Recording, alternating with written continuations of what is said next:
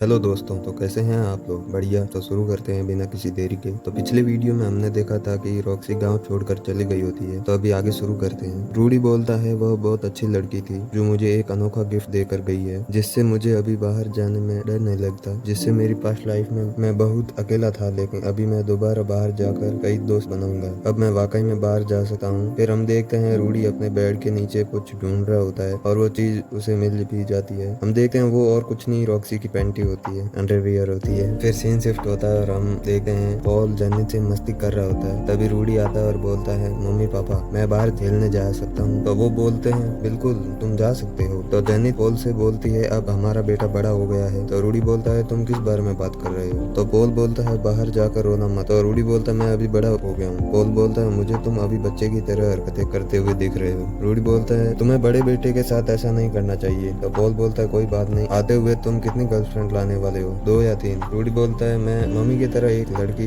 लेकर आऊंगा। तभी पॉल बोलता है तुम्हें लोगों से अच्छे से बात करना और ताकत का इस्तेमाल कभी मत करना। तो रूडी बोलता है ताकत तो हमेशा लड़कियों को दिखाने के लिए होती है। तो पॉल बोलता है बिल्कुल नहीं। रूडी बोलता है मैं तो मजाक कर रहा था, मुझे पता है यह सिर्फ कमजोर को बचाने के लिए और खुद को बचाने के लिए इस्तेमाल करनी चाहिए। तो पॉल बोलता है बिल्कुल सही। तभी रूडी चला जाता है और बोलता है मैं अभी जा रहा हूँ। तो उसके पेरेंट्स बोलते हैं अपना ख्याल रखना बेटा। जेनिथ बोलती है हमारा बेटा अभी बड़ा हो रहा है। लेकिन पॉल बोलता है कभी कभी ये पापा की तरह हरकतें करने लगता है। तभी हम देखते हैं रूडी जा रहा होता है और उसे रास्ते में कुछ बच्चे एक बच्चे को परेशान कर रहे होते हैं, उस पर मिट्टी फेंक रहे होते हैं, जिसे देख रूडी बोलता है इस दुनिया में भी यही सब हो रहा है। तभी हम देखते हैं एक लड़का मिट्टी की जगह पत्थर मारने के बारे में सोचता है। तभी रूडी उन पर हमला करता है और बोलता है रुक जाओ, तुम तीन एक को परेशान कर रहे हो, यह गलत नहीं है। ये सुनकर वो तीनों लड़के रूडी पर हमला करने लगते हैं, लेकिन रूडी उन्हें मजे से बच रहा होता है। तभी रूडी उन पर मैजिक बॉल से हमला करता है, जिसे देखकर वो लोग वहाँ से भाग जाते हैं। तभी रूडी आता है और उस बच्चे से पूछता है क्या तुम ठीक हो? यह सुनकर वो बच्चा रूडी की तरफ देखता है। ये देख रूडी बोलता है वास्तव में ये बच्चा तो बड़ा हैंडसम है, मैं शर्त लगा कर कह सकता हूँ इसको जो लड़की दिखेगी वो इसको दिल दे बैठेगी। तभी वो बच्चा खड़ा होते हुए बोलता है हाँ मैं ठीक हूँ। तभी रूडी बोलता है क्या तुम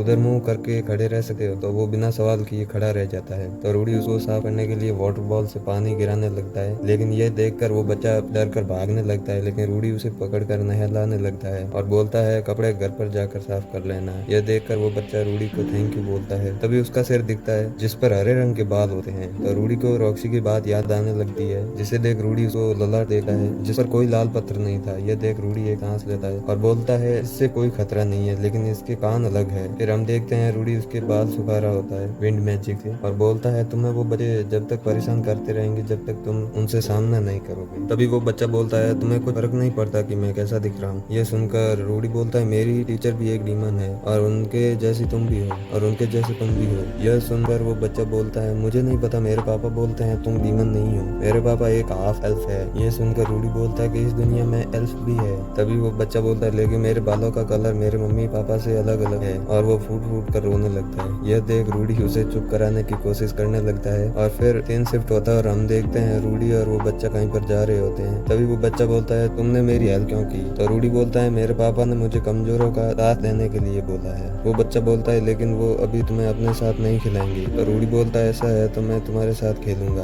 आज से हम दोनों दोस्त हैं, क्या तुम बिजी हो? तो बच्चा बोलता है नहीं मैं फ्री हूँ। तभी रूडी मन में बोलता है इसके चेहरे से एक दिन सारी लड़कियां इसके पीछे हो गई, तभी मेरा भी नंबर लगेगा, इक्को दुक्को मेरे को भी मिलेगी। तभी रूडी बोलता है तुम्हारा नाम तो तुमने बताया नहीं, मेरा नाम रूडियस है। तभी वो अपना नाम बता रही होती है लेकिन आधा नाम ही बता पाती है। तभी एक हवा का झोंका आता है और वो अपना नाम बताती है सिल्फ। तो रूडी बोलता है तुम्हारे नाम का मतलब तो जंगल की आत्मा से है। तो वो बोलता है हाँ। तभी हम देखते हैं वो दोनों एक पेड़ के नीचे जा रहे होते हैं। तभी रूडी बोलता है तुम क्या खेलना चाहते हो? तो सिल्फ बोलता है मैं आज तक कभी दोस्तों के साथ नहीं खेला हूँ, मुझे पता नहीं है। तो रूडी मन में बोलता है बेचारा, लेकिन रूडी बोलता है मैं भी तो इनमें से एक ही हूँ। तभी सिल्फ बोलता है मुझे तुम वो चीज सिखा सकते हो जो तुमने पहले किया था, वो जो तुम्हारे हाथ हिलाते ही गर्म पानी और हवा का झोंका आ जाता है, क्या वो भी कर सकता हूँ मैं? तो रूडी बोलता है अगर तुम ये मन से सीखना चाहते हो तो मैं तुम्हें सिखा सकता हूँ। ये सुनकर वो बच्चा शर्माने लगता है, जिसे देखकर रूडी समझ जाता है कि इसको मैजिक सीखना है। तो रूडी बोलता है मैं फ्री हूँ, मैं तुम्हें सिखा सकता हूँ। यह सुनकर सिल्फ काफी खुश हो जाता है और अपने कान हिलाने लगता है। फिर हम देखते हैं शाम को रूडी सिल्फ को उसके घर पर छोड़कर अपने घर चला जाता है। वहाँ पर पॉल परेशान बैठा होता है। तभी पॉल बोलता है तुम्हें पता है मैं यहाँ पर क्यों बैठा हूँ? तभी रूडी बोलता है कहीं रॉक्सी की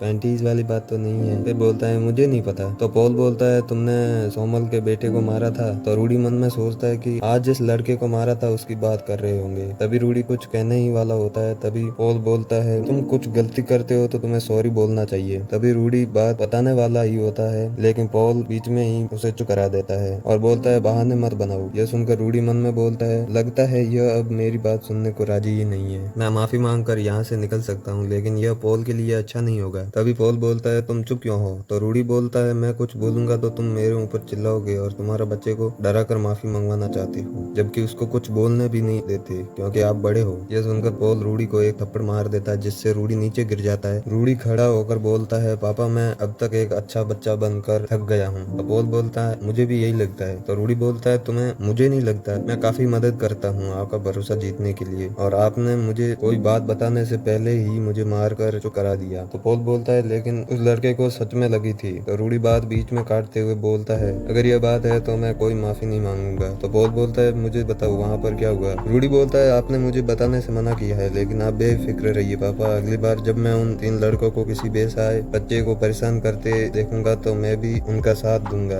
या फिर मैं उन्हें अनदेखा कर छोड़ दूंगा और सबको दिखाऊंगा कि ग्रे रेड फैमिली कैसे काम करती है। और एक बार मैं बड़ा हो जाऊं फिर मैं ग्रे रेड फैमिली को छोड़ दूंगा और कहीं और चला जाऊंगा। मुझे शर्म आती है कि मैं ऐसे परिवार में जन्म लिया हूँ। यह सुनकर पॉल बोलता है मुझे माफ करना, मैं गलत था। तभी हम देखते हैं रूडी और पॉल घर के अंदर चले जाते हैं। तो पॉल मन में सोचता है लेकिन उस लड़के को लगी हुई थी और उसकी माँ भी बहुत चिल्ला रही थी और बोलती है तुम्हें माफी मांगनी होगी। यह सुन पॉल माफी मांगता है और वो लोग चले जाते हैं और सीन शिफ्ट होता है। हम देखते हैं पॉल गम में बैठा पैग लगा रहा होता है। तभी जेनिथ पूछती है तुम बहुत उदास लग रहे हो आज। तो पॉल बोलता है मेरे और रूडी के बीच में थोड़ा सा झगड़ा हो गया था। जेनिथ बोलती ये तो आम बात है। फिर सीन शिफ्ट होता है और हम देखते हैं गर्मी का मौसम आ गया होता है और वो लड़के अभी भी नहीं सुधरे होते हैं और मेरे से मार भी खाते हैं। उनकी माँ रोज आती है और शिकायतें करती है। मुझे लगता है वो अपने बेटों से ज्यादा पॉल में इंटरेस्टेड है, जिससे वो अपने बच्चों को बहाने पॉल से मिलकर चली जाती है। फिर हम देखते हैं रूडी मैजिक का प्रैक्टिस करते हुए थक कर गिर जाता है और बोलता है कितनी गर्मी है। तभी सेल्फ आता है और बोलता है मुझे माफ करना, कहीं मैंने देर तो नहीं कर दी। तभी रूडी झूठ बोलता है मैं भी अभी आया हूँ। फिर हम देखते हैं सेल्फ का मैजिक पिछले 6 महीनों में काफी अच्छा हो गया होता है। सेल्फ बोलता है अभी तुम मुझे यह बताओ कि तुम गर्म पानी को कैसे बनाते हो। तो रूडी बोलता है पहले आग जलाओ, उस पर पानी रख लो, बस ऐसे ही। तो सेल्फ पूछता है तुम मैजिक यूज करते टाइम मंत्र क्यों नहीं बोलते, मुझे भी सिखाओ। रूडी बोलता है ये तुम्हारे लिए काफी मुश्किल होगा, लेकिन फिर भी जब तुम मैजिक यूज करते हो तो तुम्हारे हाथों में माना जमा होने लगता है, फिर तुम उसे बिना बोले यूज करने की कोशिश करो। रूडी मन में बोलता है इसे रॉक्सी भी नहीं कर पाई तो यह कहां से कर पाएगी। फिर सेल्फ कोशिश करने लगती है, लेकिन काफी कोशिश के बाद भी नहीं हो रहा होता है। तभी सेल्फ बोलती है रूडी देखो मैंने कर दिया,